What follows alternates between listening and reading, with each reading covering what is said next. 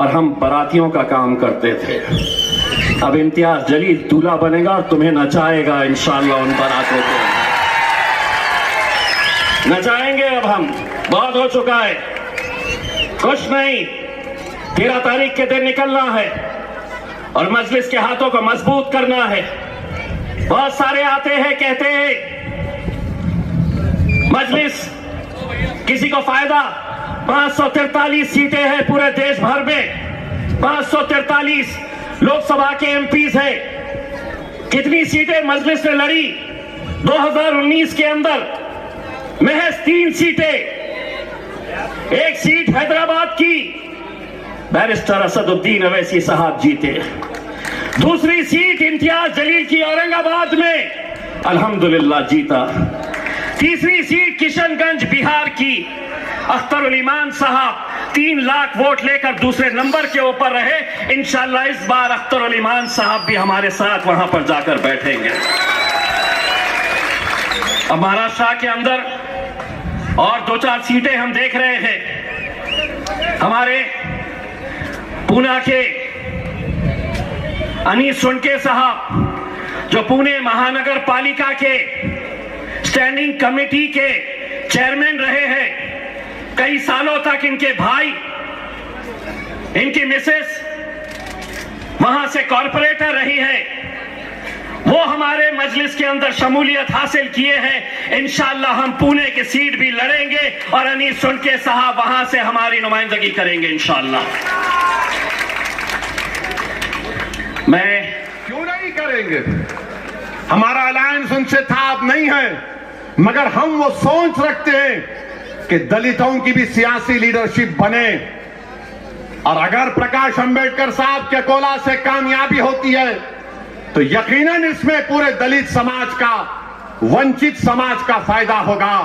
मैं यहां से ठहर कर हमारे अकोला के मजलिस के जिम्मेदारों से ये गुजारिश करता हूं कि आप प्रकाश अंबेडकर साहब के हक में अपने वोट का इस्तेमाल करिए और औरंगाबाद में आप इम्तियाज जलील के हक में अपने वोट का इस्तेमाल करिए।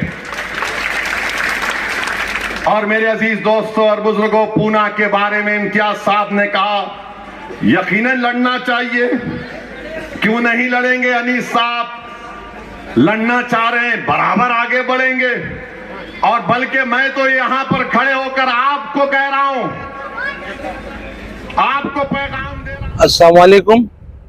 मैं आज औरंगाबाद आया था, ओवैसी साहब की सभा थी मजलिस की, और सभा में बड़े साहब ओवैसी साहब और मिस्टर इम्तियाज जलील साहब ने मेरे को पुणे के लोकसभा से, पुणे शहर के लोकसभा से टिकट का ऐलान किए और मैं इससे बहुत खुश हूँ।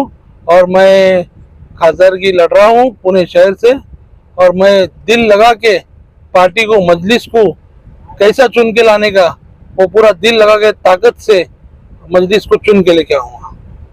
कैसा लगता है वहाँ पे माहौल अभी कैसा है? वहाँ माहौल एकदम मजलिस का अच्छा है, एकदम बोले तो अच्छा, बोले तो बहुत अच्छा है। नहीं क्या, सब सिर्फ ओवैसी साहब का रास्ता देख रहे हैं कि कभी पूना आते हैं और हम कभी 13 तारीख आती है और मजलिस को वोट देते हैं। कितने सालों से आप सियासत में और कैसा काम कर रहे हैं? मैं 92 से सियासत में है, 4 बार मैं नगर सेवक बना, नानी बने, बीवी है हमारी नगर सेविका, अभी भाई नगर सेवक है, हम 4 बार बने।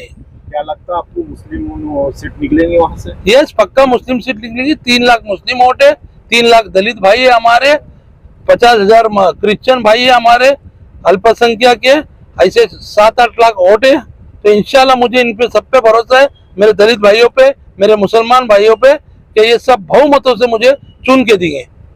क्या होती है मुझे नहीं पता था, कॉर्पोरेशन क्या होती है।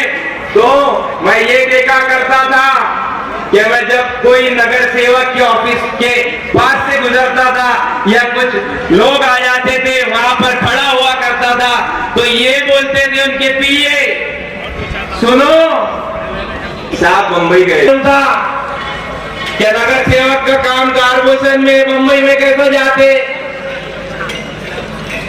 नगर सेवक इस तरह हुआ करते थे कि नगर सेवक 2 बजे उठा करते थे, फिर इससे ही कड़क होते थे और चल जाते थे। मगर मजलिस इत्तेहादुल मुस्लिमीन के कारपोरेटर ने नगर सेवक क्या होता है ये अवाम के बीच में रहकर बताया। डेवलपमेंट में, अवाम के दुख में और अवाम के कंधे को कंधा लगा